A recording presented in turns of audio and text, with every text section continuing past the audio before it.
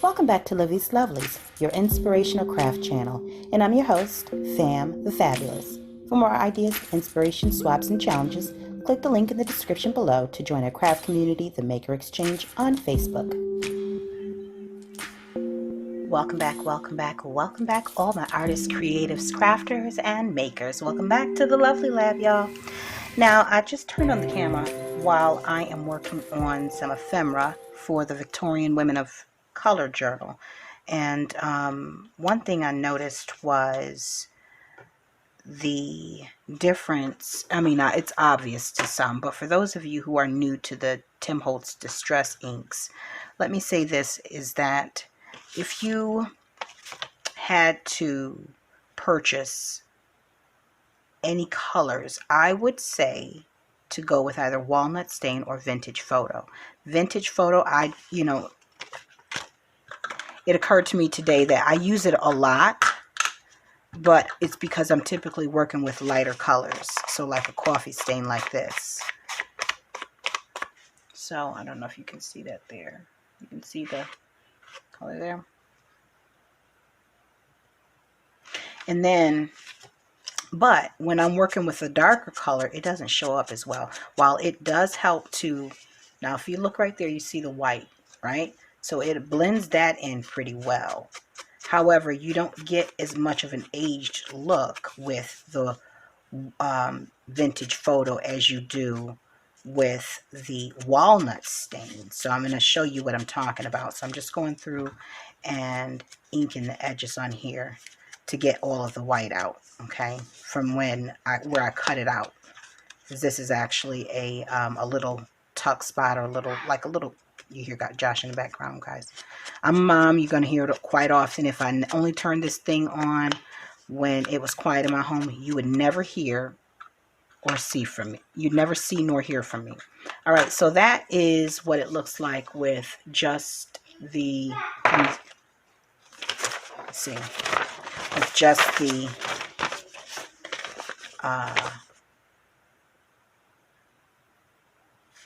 walnut, or the vintage photo. So let's move on to the walnut stain so you can see what I'm talking about.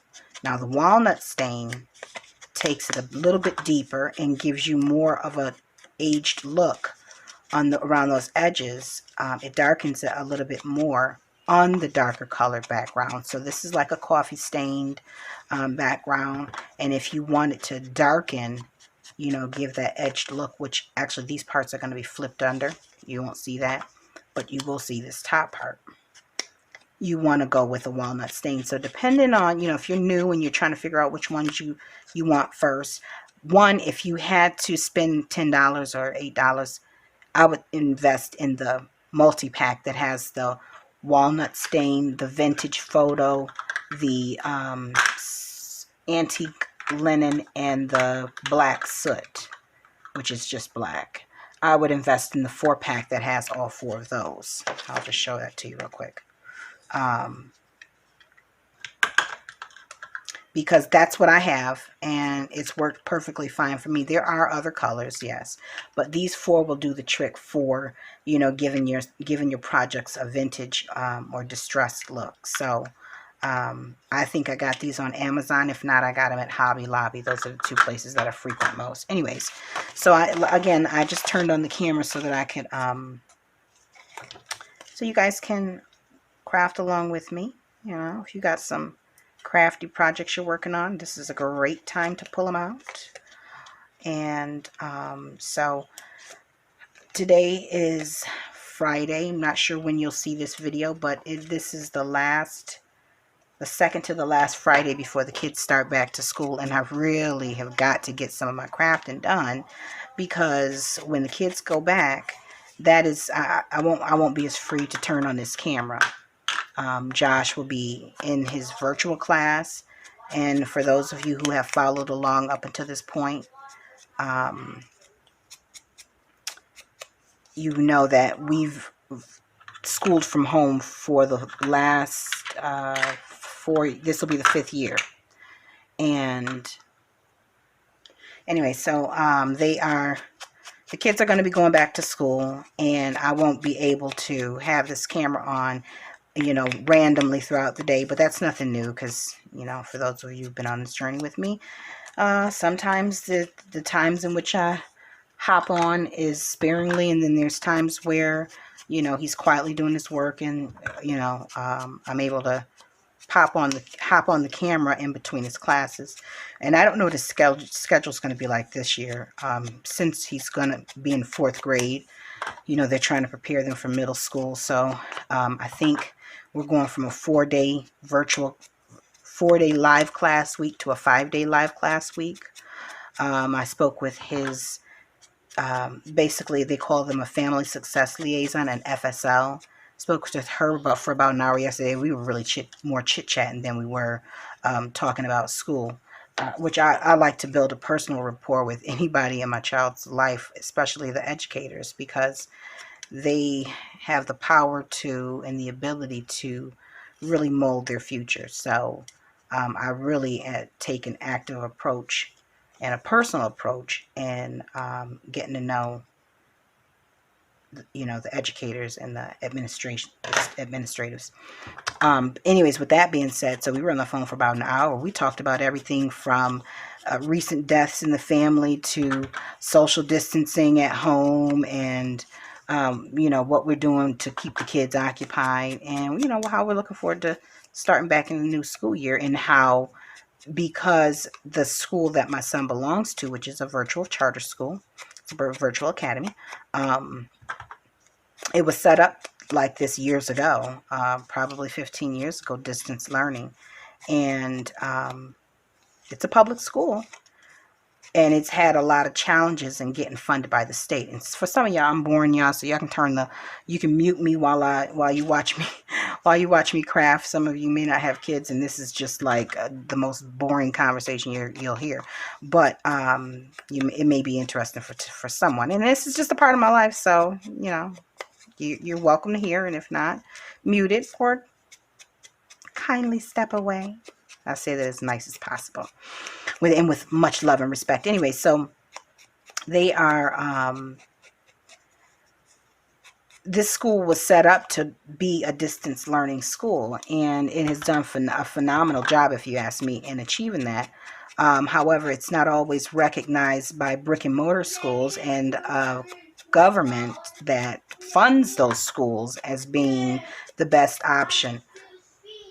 I had to quiet that one down because he's getting a little rambunctious in the background, and he knows I'm filming.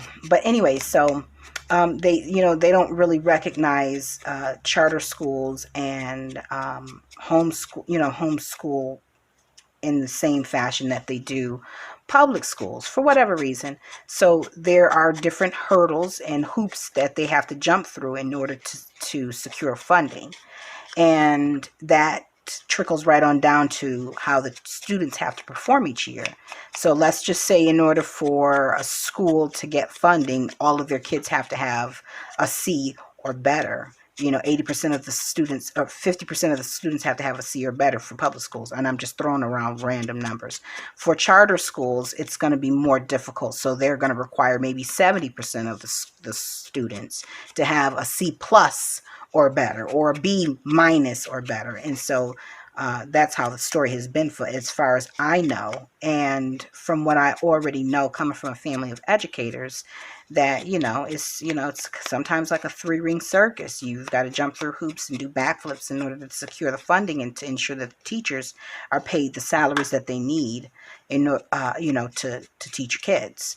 So I am my son's learning coach. What does that mean? It means that I am the person that sits with him, make sure his technology is together. I sit with him when he's done, assist him in any projects. I'm the person that the teacher contacts if she has questions about whether or not he's turned in something, or if he was absent. I'm just the main point of contact for his education, as opposed to being able to contact 2 different parents. They want one point of contact because these teachers got enough on their hands to deal with in terms of educating your child from a distance. Anyways, so I have been more than pleased with the education my child has received up until this point, and which is one of the reasons why I was so glad that when the pandemic hit, that we didn't have to do a lot of shifting and juggling, because it just was hard enough trying to social distance and trying to make sure everybody was healthy and happy, and not stressed out and anxiety ridden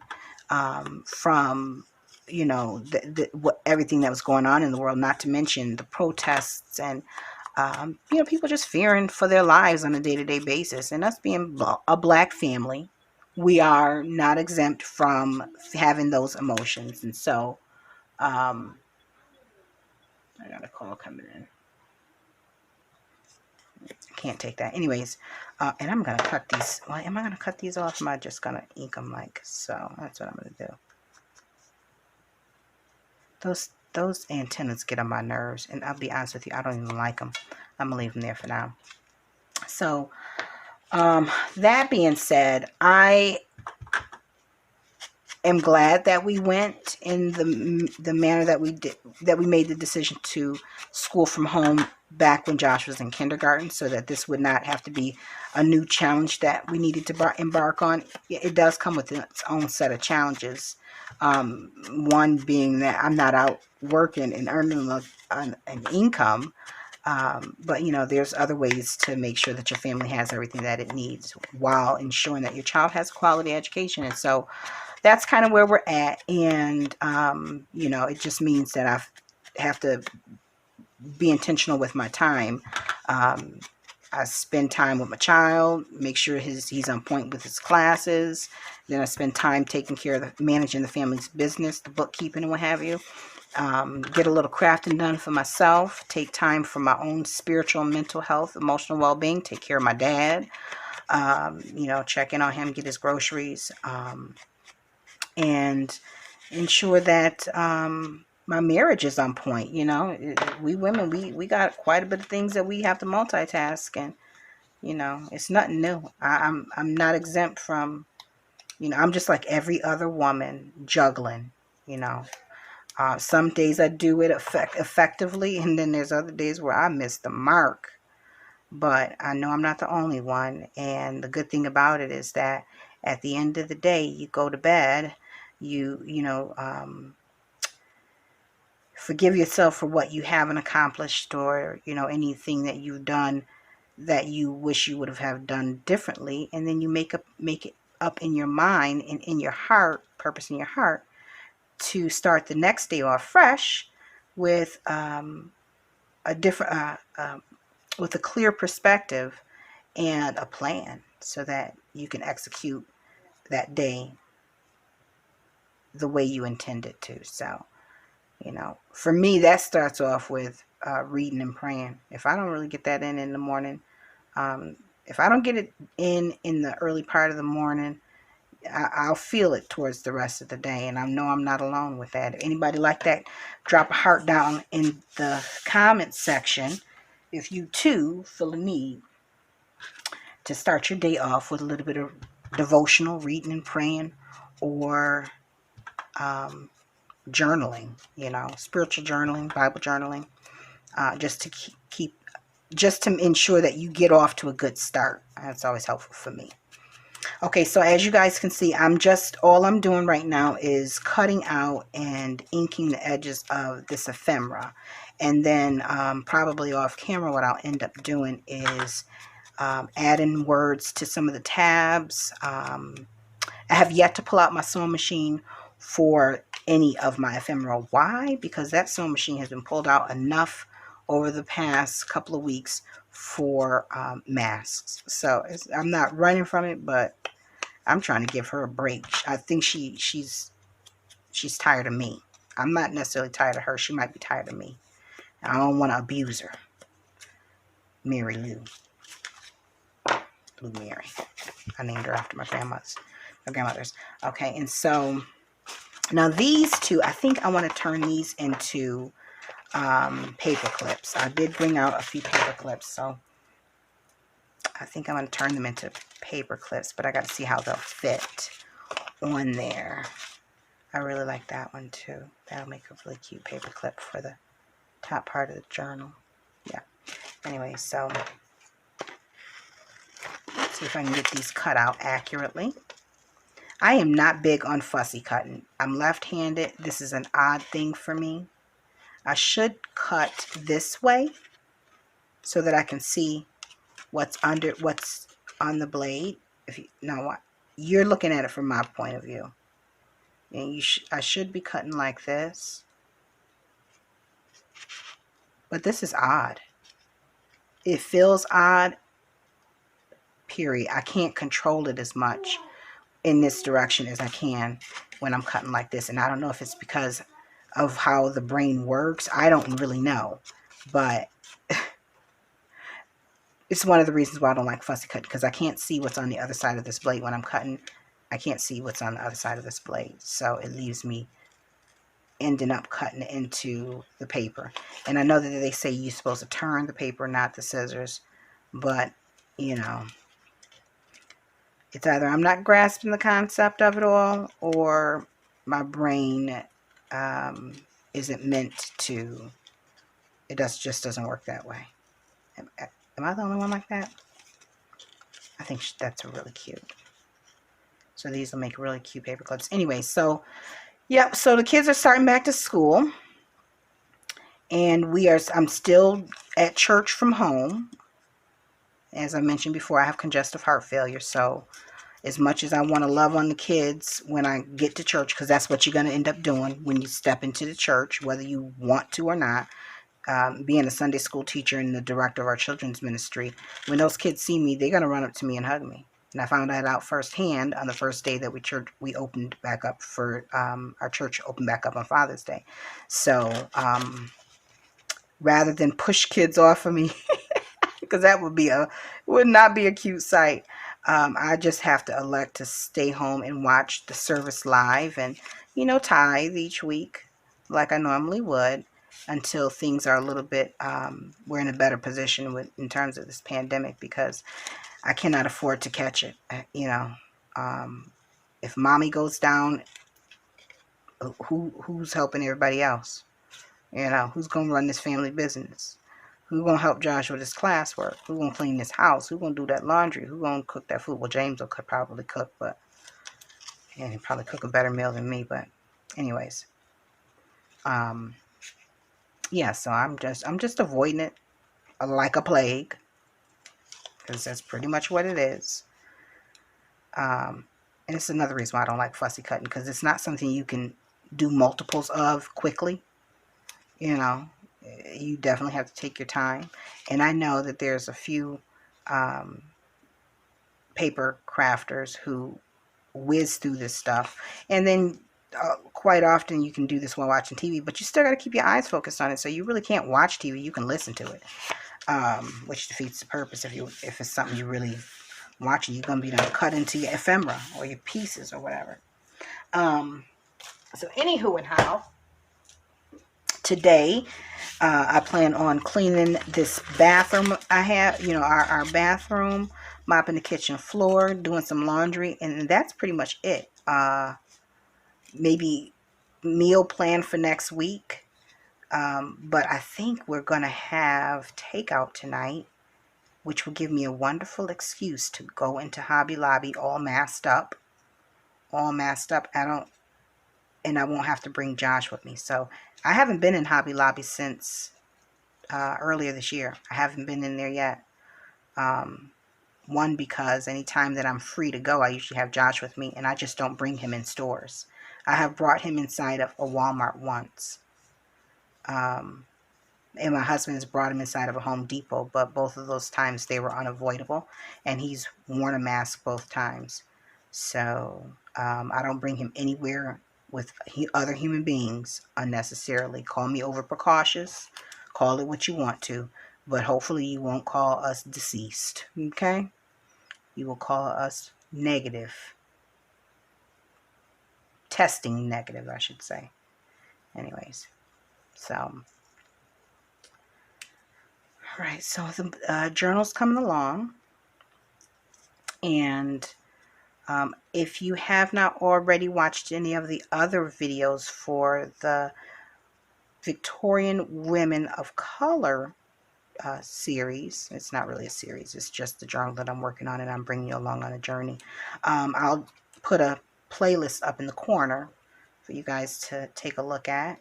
And I'll see you on the next video. And until we're back here again together on YouTube, guys, stay encouraged, stay blessed, stay creative and crafting.